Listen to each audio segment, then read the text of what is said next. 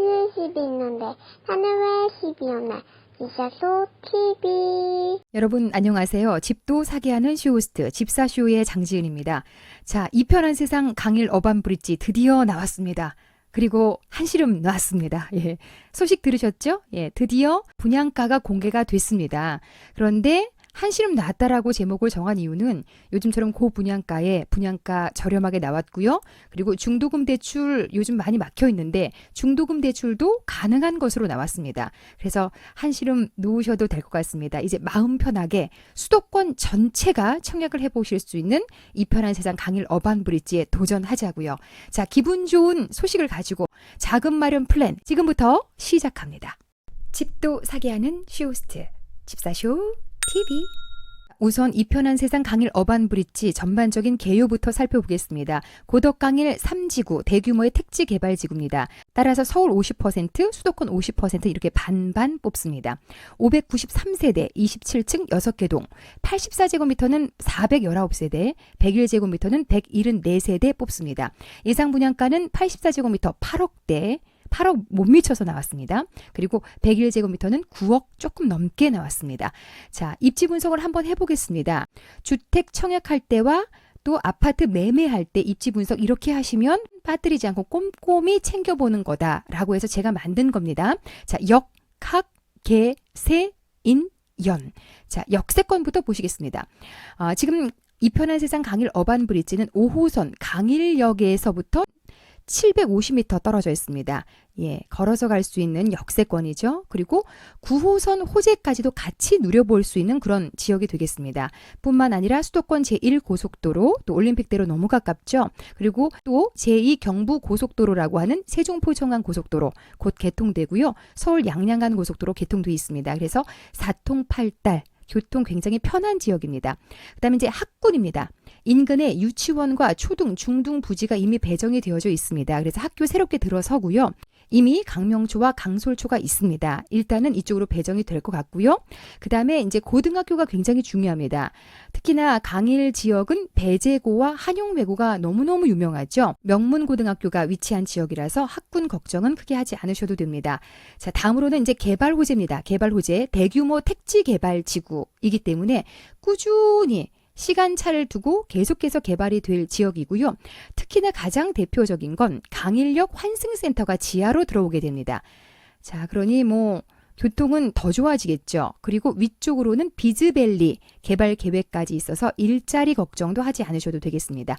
자, 다음으로 이제 세대수입니다. 세대수가 조금 아쉽습니다. 600세대가 되질 않습니다. 소규모 단지라고 보시면 될 것 같고요. 그다음에 이제 인프라입니다. 강동 경희대병원. 대학병원이 가깝다는 얘기죠. 그리고 하남 스타필드도 가깝고요.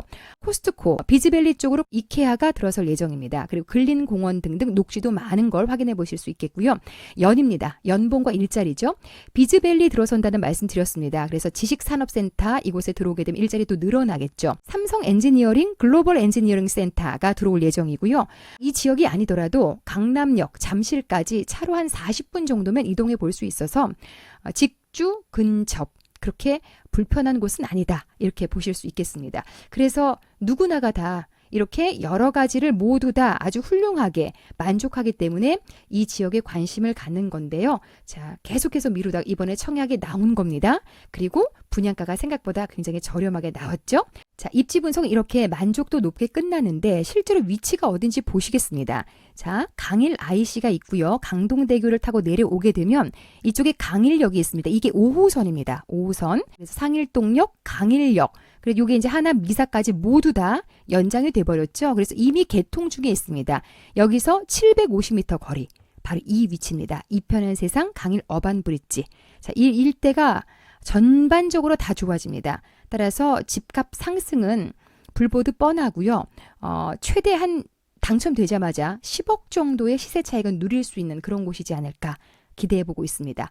교통망 잠깐 살펴드리면 세종포 청강 고속도로 이렇게 연결되고요.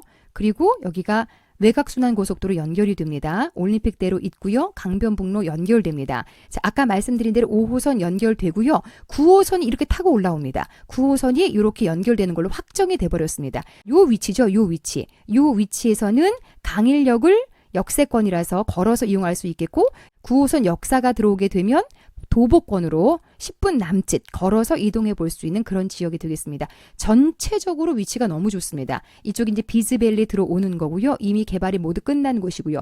요 도로를 중심으로 해서 이쪽은 하남 미사지구 개발 다 끝났습니다. 그리고 요 부분이 지금 개발 중에 있고요. 이쪽은 그 유명한 고덕 그라시움과 아르테논이 들어간 그런 지역이 되겠습니다. 그래서 집값이 굉장히 비쌉니다. 하남 미사와 고덕 지역의 사이에 위치한 그런 위치라서 집값도 요 양쪽 요 사이에 중간 정도 되지 않을까라고 생각해 볼 수 있겠습니다. 9호선 확정된 거 다시 한번 설명드립니다. 지금은 중앙보훈병원까지만 되어져 있습니다만 길동생태공원, 한영외고, 고덕역 그리고 여기까지 연결이 되고요. 요거 이미 확장이 돼 버려서 요쯤에 역사가 들어서게 되면 여기서 걸어갈 수 있는 그런 위치 그리고 여기 강일역 이렇게 바로 요 지점이 이편한 세상 어반브릿지 위치라고 보시면 될 것 같습니다. 그러면 분양가 확인해 보도록 하겠습니다. 지금 타입이 너무나 다양하게 나와 있습니다. 일단 84 타입이 20개 타입으로 나왔습니다. 너무 복잡합니다. 하지만 잘 골라서 넣으면 가점이 낮더라도 당첨될 확률이 있다는 거 그런 장점을 또 가지고 있죠. 그리고 101제곱미터는 또 여러 가지 6가지 타입으로 나와 있습니다. 자, 각각 보시면 84 타입은요. 8억을 조금 넘거나 8억이 안 되거나 굉장히 좋게 나왔습니다. 자, 요거보다 하나 앞섰던 제1풍경채는 모두 다 8억을 넘겨서 나왔는데요. 8억을 전후로 해서 나왔습니다. 분양가 굉장히 착하게 나왔습니다. 너무 감사한 일이고요. 일단 101제곱미터는 9억 조금 넘게 10억 안 되게 이렇게 나왔습니다. 자, 여기까지 84 타입까지만 중도금 대출이 가능하다는 거 알고 계시죠? 9억 미만까지만 중도금 대출이 나옵니다. 자, 요 점은 참고하셨으면 좋겠고요. 나중에 잔금 단계에서 받게 되는 주택담보대출은 15억을 기준으로 합니다. 15억을 기준으로 해서 넘게 되면 이제 주담대가 안 나올 가능성이 있습니다. 요 점은 참고하시면서 설명 들어주시면 되겠습니다. 자, 그러면 분양가 착하게 나온 건 확인하셨고 요즘 이슈가 되는 거 중도금 대출이 나와주느냐 아니냐 이거 관건이죠. 자, 내용 보시겠습니다. 본 아파트 중도금 대출에 대한 이자는 중도금 이자 후불제 조건으로 전체 공급 대금의 중도금 60% 중 40% 범위 내에서 1회에서 4회 중도금 융자 알선을 시행할 예정입니다. 단 정부 정책 및 금융권 사정 등의 사유로 인해서 다소 변경될 수 있습니다. 라고 나와 있습니다. 자, 중도금 대출 시행되고요. 이자 후불제 조건으로 40%는 내준다. 일단 내준다라고 명시되어져 있습니다. 한시름 났죠? 예. 다행입니다. 그래서 지금 9억 원이 넘지 않기 때문에 84 타입 같은 경우에는 부담 없이 청약을 해보셔도 좋을 것 같습니다. 어느 정도 견적이 나와주기 때문에 이제 수도권 전체가 지금 들썩이고 있습니다. 너무 반가운 희소식입니다. 그러면 집사쇼의 전매 특허죠? 돈 없는데 청약해도 될까요? 구체적인 설명 들어가겠습니다. 저는 일단 84 타입 분양가 8억 원을 가정으로 하겠습니다. 왜냐하면 7억 미만이더라도 여러 가지 옵션이라든지 이런 것들을 더하게 되면 얼추 8억 정도는 가지고 있어야 됩니다. 그래서 8억을 기준으로 하겠고요. 계약금 20% 그러면 계약금 단계에서는 1억 6천만 원이 필요합니다. 자, 그러면 계약금 어떻게 마련하면 좋을까요? 다양한 방법들을 제가 제시를 하겠습니다. 첫 번째.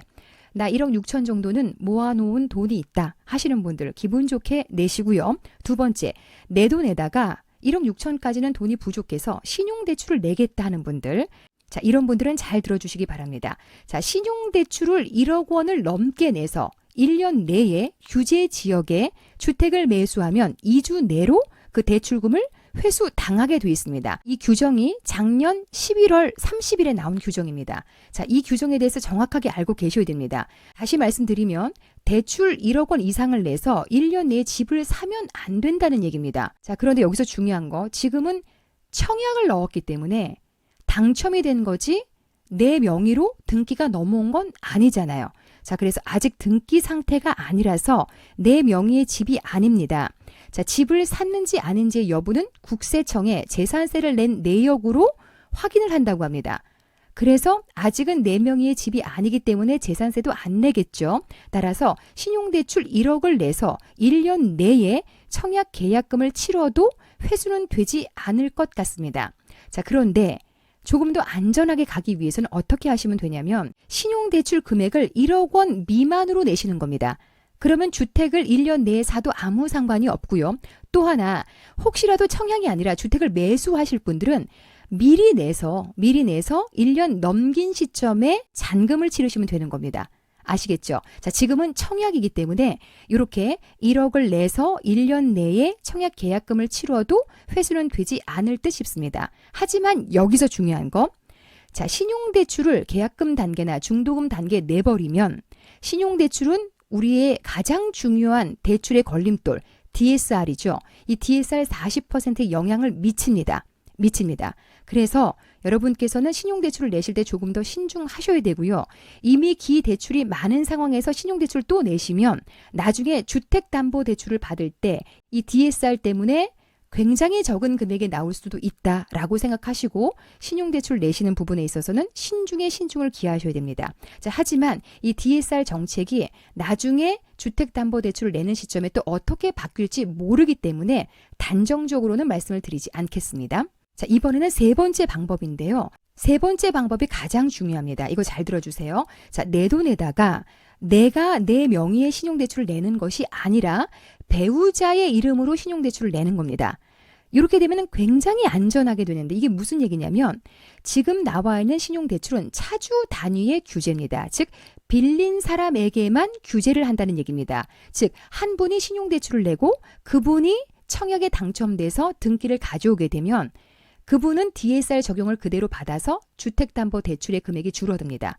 하지만 크로스 작전으로 한 분은 신용대출을 내시고 한 분은 등기를 치시면 등기 치신 분은 신용대출 이력이 남아있지 않습니다. 왜? 배우자가 신용대출을 냈기 때문에. 그래서 아내가 대출을 내고 남편이 청약 당첨돼서 등기를 치시면 크로스 작전이 돼서 차주 단위의 신용대출 규제에 걸리지 않습니다. 자, 그래서 3번이 가장 바람직합니다. 맞벌이 부부라면 이렇게 하시는 것을 추천해 드립니다. 자, 다음 네 번째입니다. 몸테크 전략입니다. 자, 요거는 내가 아무리 생각해도 어디서 돈 나올 구멍이 없다 하시는 분들은요. 지금 전세 사시는 분들 그거 전세금을 빼고요. 월세로 가시는 겁니다. 오피스텔이나 빌라로 옮겨가서 월세살이를 하시면서 당장 급한 계약금은 넣어 놓는 거죠. 자, 근데 이 계약금 단계에서는 제가 추천하지 않습니다. 왜냐하면 월세를 2년 반, 3년 가까이 살아야 되는데 은행 이자 못지않게 굉장히 월세가 비싸잖아요. 그래서 요거는 조금 더 신중하셔야 될 것 같고요. 대신 뭘 하시면 되냐면 전세 보증금 담보 대출이라는 게 있습니다. 요거는 전세 자금 대출하고 다릅니다. 전세 자금 대출은 내가 전세를 들어가는 시점에서 부족한 돈을 대출을 받는 거잖아요. 근데 얘는 그게 아니라 이미 내가 들어가서 깔고 앉아서 살고 있는 시점에서 내가 지금 깔고 앉아 있는 돈을 담보로 해서 대출을 받는 겁니다. 요거는 제2금융권에서 진행이 되는데 요거는 신용에 영향을 미칩니다. 그래서 나중에 DSR에 영향을 미칠 수 있습니다. 그리고 이율도 굉장히 높습니다. 그래서 이것도 마찬가지로 어디서 돈 구할 데가 정말 없다 하시는 분들만 쓰셔야지 나중에는 이자를 너무 많이 내고 길게 내게 되는 그런 일이 벌어지게 되니까 계약금 단계에서는 별로 추천하고 싶지 않습니다. 가장 좋은 건 3번 정도라고 보시면 될 것 같습니다. 이렇게 해서 계약금 넣었습니다. 예, 기분 좋게 넣어서 이제 한시름 놨는데요. 그 다음으로는 이제 중도금으로 넘어갑니다. 중도금은 60%니까 4억 8천이라는 돈이 필요합니다. 와, 이렇게 많은 돈 어떻게 마련할 수 있을까요? 자, 중도금 건설사와 은행이 제휴해서 집단대출 내준다고 나와 있죠. 그래서 너무 다행입니다. 40%는 나온다고 했으니까 3억 2천만 원은 확보가 된 겁니다. 그리고 나머지 1억 6천만 내가 해결을 하면 된다는 거죠. 자, 요거는 1, 2, 3, 4회차 중도금 대출 은행에서 내준다고 했고요. 그 다음에 나머지 요것만 준비를 하시면 되는 겁니다. 요것도 어떻게 마련하면 좋을까요? 자, 첫 번째, 역시 모아놓은 돈으로 해결하겠다. 가장 좋고요. 두 번째, 내 돈에다가 신용대출을 내겠다 하는 분들. 자, 여기서 이제 다시 한번 신용대출 얘기가 또 나오는데요. 여기서 내버렸기 때문에 차후에 잔금대출, DSR에 영향을 미칠 수 있습니다. 자, 요 경우는 계약금 단계에서 신용대출을 낸 분들도 신용대출 조금 남아있으면 추가로 더 낼 수 있겠죠. 그런데 계약금 단계에서 다 써버리신 분들은 이 방법은 또 2번은 안 통합니다. 그 점은 유의하시고요. 내 돈으로 먼저 많이 내신 분들, 내 돈 조금 남았고 여기 신용대출까지 더해서 중도금 20% 치르겠다 하시는 분들, 그거 그렇게 했을 경우에 잔금 대출에 영향을 미칠 수 있다라고 참고하시면 되겠고요. 여기서 이제 회차 선택에 있어서 유의할 부분들 설명을 좀 드리겠습니다. 집사쇼만의 꿀팁이죠. 자, 회차 선택하실 때 지금 1, 2, 3, 4회차 중도금 대출이 나와준다고 했는데요. 요게 4회 나와준다라는 뜻인지 무조건 1회부터 4회까지를 중도금 대출로 내고 나머지 5, 6회차를 잔압해야 된다라고 하는지는 확인해 보셔야 됩니다. 보통은 6번 중에서 4번을 선택할 수 있게 돼 있습니다. 자, 그러면 그 중에 선택을 하실 때 앞에 4번을 몰아낼 거냐, 뒤에 4번을 몰아낼 거냐, 이게 중요한데요. 자, 신용대출 내실 분들은요, 1, 2회차를 신용대출로 내셔야 됩니다. 그게 아니라 반대로 1, 2, 3, 4회차를 중도금 대출로 내시고 5, 6회차를 신용대출로 내시면 아까 말씀드렸던 신용대출 규제책에 걸립니다. 신용대출을 1억 이상 내서 1년 내에 규제 지역에 주택을 매수했을 경우에 2주 내로 대출금을 상환해야 된다는 그 규정에 걸립니다. 왜냐하면 5, 6회차 내시고 얼마 안 돼서 1년 내에 잔금 치르시고 등기 가져오셔야 되거든요. 무슨 얘기인지 알겠죠? 선택할 수 있는 경우에는 반드시 신용대출을 1, 2회차 앞부분에 내셔야 됩니다. 자, 이거 굉장히 중요한 부분이니까 참고하셨으면 좋겠고요. 특히 이제 후분양 같은 경우에는 보통 1년 안에 돈을 몰아서 쫙 내버리고 등기 치게 돼 있거든요. 자, 그럴 때 신용대출 내실 때 유의하셔야 되는 거고요. 이럴 경우에는 차주 단위의 신용대출이니까 크로스 작전으로 배우자 이름으로 대출 내고 또 다른 배우자 이름으로 등기 치시면 될 것 같습니다. 다음으로는 3번째입니다. 역시 마찬가지로 내 돈에다가 아내가 신용대출을 내는 거죠. 서로 크로스 작전이 되겠습니다. 배우자 중에 한 분은 청약에 당첨되시고 또 한 분은 신용대출 내고 하면 DSR 부분에서 충분히 대출을 뽑아낼 수 있잖아요. 이런 작전을 쓰시면 되겠고요. 4번째, 몸테크 전략. 자, 이제 중도금 단계에서 몸테크 전략 제가 추천해 드립니다. 내가 깔고 있는 전세금 빼는 겁니다. 그래서 오피스텔이나 빌라로 옮겨서 월세살이 하는데요. 요거는 말씀드린 대로 1, 2, 3, 4회차를 집단대출을 내시고 월세 비용을 아끼기 위해서 뒷부분에 20% 잔압해야 될 때 몸테크 전략을 쓰시면 되겠습니다. 예, 이건 이제 별로 어려운 부분이 아니니까 이해가 쉽죠? 그 다음에 전세보증금 담보대출, 요때 중도금 대출일 때 쓰시면 그것도 괜찮을 것 같습니다. 나머지 1억 6천만 원 전세금 깔고 앉아있는 걸 담보로 빼셔도 좋을 것 같고요. 다음으로는 연체 전략을 가장 많이 쓰게 되실 겁니다. 연체해도 돼요? 이러시는데 가장 많이 쓰는 전략입니다. 이자만 내고 돈을 안 내고 버티는 겁니다. 1억 6천만 원, 8천만 원씩 8천만 원씩. 아까 보니까 4개월 단위로 내셔야 되는데 8개월을 돈을 내지 않고 연체를 하는 겁니다. 그런데 문제는 여기서 연체 이율이 굉장히 비쌉니다. 한 6%에서 7% 정도 나옵니다. 1억 6천만 원 연체하셨다가 나중에 잔금 단계에서 주택담보대출 나오면 거기서 쭈루룩 다 갚아버리시면 되니까 그렇게 해결하시면 되겠고, 전세 얘기가 계속 나오는데 요거는 이제는 전세 줄 수 없습니다. 그 점은 참고하셨으면 좋겠습니다. 이 중에서 제가 가장 추천해드리고 싶은 건 크로스 작전, 그리고 몸테크 전략, 전세 보증금 담보대출, 연체 전략, 중도금 대출 부분에서 나머지 20%는 다양한 방법이 있으니까 이 중에서 하나 본인에게 맞는 걸로 골라서 이용하시면 되겠습니다. 다음으로는 잔금, 이제 잔금으로 넘어왔습니다. 2번의 고비를 잘 넘기셨고요. 이제 잔금만 치르면 우리는 입주잖아요. 자, 잔금 어떻게 마련할까요? 얼마를 마련하면 될까요? 한번 보시겠습니다. 자, 고덕강일 지역은 투기 과열지구에 해당이 됩니다. 그래서 주택담보대출에서 이번 규제인 신용대출 포함해서 DSR 40%가 적용이 됩니다. 자, 그러면 잔금 단계에서는 잔금 20%지만 딱 1억 6천만 필요한 게 아닙니다. 중간에 냈었던 중도금 대출 있죠? 이거 다 갚아야 됩니다. 중도금 대출 3억 2천만 원, 요거 40% 이거 상환해야 입주가 가능하다는 거죠. 자, 그러면 요거 40%, 요거 20%에서 총 60%, 68에 48, 4억 8천만 원. 잔금 단계 쉽게 끝날 줄 알았더니 굉장히 큰 금액이잖아요. 요거 어떻게 마련하면 좋을까요? 자, 요거는 총 정리를 해가면서 제가 잔금 치르는 방법을 설명을 좀 드리겠습니다. 일단 계약금 내 돈으로 가지고 있었던 분들, 그 다음에 이 중도금에서 20% 잔압할 수 있었던 분들, 신용대출 낸 분들, 연체작전 쓴 분들 이렇게 나눴고요. 어차피 중도금 대출 40%는 나온다고 가정을 했고요. 그 다음에 이제 나머지는 계약금부터 부족해서 대출을 많이 낸 케이스, 이런 분들로 나눠서 설명을 좀 드리겠습니다. 일단 첫 번째, 계약금 내 돈 냈습니다. 그리고 내 돈이 또 여유가 있어 내 돈 20% 냈고요. 중도금 대출 40% 받았고요. 그렇게 되면 중간에 신용대출을 낸 부분이 없기 때문에 DSR 40%를 충분히 낼 수 있다는 거죠. 특히나 부부가 맞벌이라면 부부 합산으로 DSR 40%가 적용이 되기 때문에 충분히 많은 금액을 여러분 주택담보대출로 뽑을 수 있습니다. 두 번째입니다. 계약금 내 돈으로 냈고 중도금 대출 40% 받고 나서 나머지 20%는 신용대출을 냈다 하시면 이게 그대로 DSR에 영향을 미치겠죠. 자, 그래서 여기서 줄어든 금액으로 내야 되겠지만 부부 합산이 가능하니까 여유 있게 내실 수 있겠다. 이것도 괜찮죠. 다음으로 3번입니다. 계약금 내 돈으로 하셨고 중도금 대출 40% 해결했는데 중간에 나머지 20%를 어디서 구할 방법이 없어서 연체를 했다. 연체이자 굉장히 높습니다. 그럼에도 불구하고 연체를 했다 하면 자, DSR 40% 충분히 적용돼서 여기서 대출금 내서 이거 다 갚아버리고 나서 입주하시면 되겠습니다.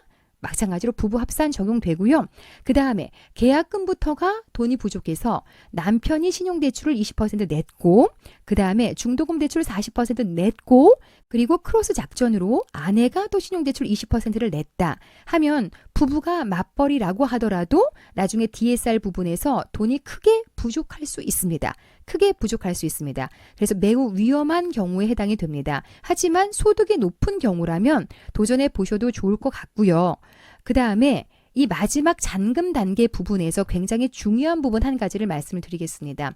만약에 지금 가장 문제가 84 타입이 현재 그 주변의 매매가가 18억, 19억, 20억까지 나오고 있는 상황입니다. 그런데 주택담보대출은 KB 시세나 감정가가 15억을 넘어가게 되면 한 푼도 나오질 않습니다. 지금 이 편한 세상 강일 어반브리지는 굉장히 위험한 경우에 해당이 되거든요. 그래서 사실은 DSR이 충분히 나와준다고 하더라도 나중에 15억이 넘어가게 되면 한 푼도 주택담보대출이 나오질 않습니다. 사실은 이 플랜을 들어보시고 나서 되겠다라고 마음을 놓을 수는 없는 상황입니다. 자, 그 점은 조금 기억을 하시면서 설명을 들어주셨으면 좋겠고요. 그래도 주택담보대출이 나와줄 수 있다라는 전제하에 설명 이어가도록 하겠습니다. 자, 다음으로는 세금 부분입니다. 세금도 무시할 수 없는 부분인데요. 자, 취득세 개정됐습니다. 그래서 취득가액 8억 기준으로 하고요. 옵션을 한 2천만 원 정도 넣는다고 가정하겠습니다. 발코니 확장부터 시작해서 에어컨 추가 여러 가지 주방 가전들 넣는다고 하시면요. 한 2천만 원 잡겠습니다. 그러면 8억 2천만 원이죠.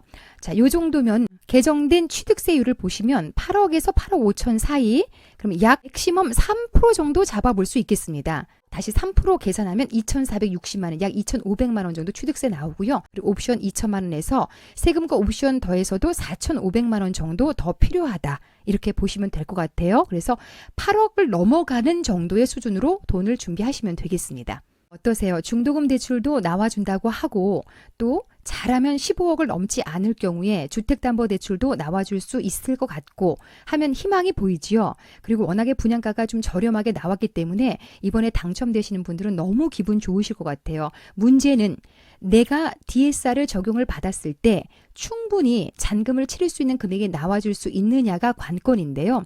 자, 본인의 연봉이 얼마이다. 요거는 정확히 알고 계시죠? 그리고 나서 기타 마이너스 통장이나 자동차 할부, 학자금 대출 이런 게 없다라고 쳤을 경우에 100% 다 나와준다라는 가정하에 연봉에 따라서 어느 정도 대출이 나와줄 수 있는지 그 금액을 확인시켜 드리도록 하겠습니다. 자, 요거 제가 집사쇼에서 열심히 찾아서 여러분께 알려드리는 겁니다. 요거 여러분 금융위원회로부터 나온 기사 내용이 되겠습니다. 연봉 2천만 원인 분들 계시죠? 그분이 만기 30년으로 DSR 빚 하나도 없이 40% 적용받으면 1억 7천만 원 정도 대출 받으실 수 있습니다. 만기 20년으로 줄이게 되면 1억 2,600만 원 정도 나오고요. 연봉 5천만 원인 분들은 만기 30년 설정하시면 4억 2,200만 원 나옵니다. 20년 설정하시면 3억 1,500만 원 나오고요. 연봉 8천만 원이신 분들은 6억 7,500만 원 나옵니다. 20년으로 설정하시면 5억 300만 원 나오고요. 연봉 1억이신 분들은 8억 4,400만 원 나옵니다. 6억 2,900만 원 나옵니다. 이렇게 대충 어림짐작해서 감을 잡아보시면 될 것 같고요. 요거는 원리금 균등 분할 상환 방식, 원금과 이자를 같이 갚는다라는 가정하에 연금리 2.5%로 계산한 대출 금액이라고 보시면 될 것 같습니다. 지금 어느 정도 나올지 감 한번 잡아보셨습니까? 어떠세요? 될 것 같습니까? 예, 도전하셔도 될 것 같아요. 자, 그러면 마음껏 도전하시고요. 가장 중요한 건 과연 앞서 말씀드린 내용은 빚이 하나도 없다라고 가정했을 때 나와줄 수 있는 최대 금액치고요. 다들 가정에 가계 빚이 있으시잖아요. 그래서 어느 정도 대출이 나와줄 수 있는지 은행 상담을 먼저 받아보시기 바랍니다. 자, 근로소득자는 원천 징수 영수증, 개인사업자는 소득금액 증명원, 서류 떼서 창구 방문해서 얼마 가능한지 꼭 한번 상담 받아보시고 나서 되도록이면 빚을 갚으셔야 됩니다. 그래야 충분히 나중에 금액이 확보되기 때문이죠.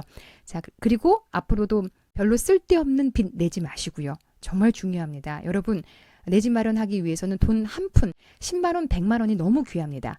따라서 돈 아무렇게나 쓰지 마시고요. 최대한 모아서 내 집 마련에 성공하셨으면 좋겠습니다. 자, 작은 마련 플랜 설명드렸으니까 어떠세요? 희망이 보이십니까? 특공 9월 27일.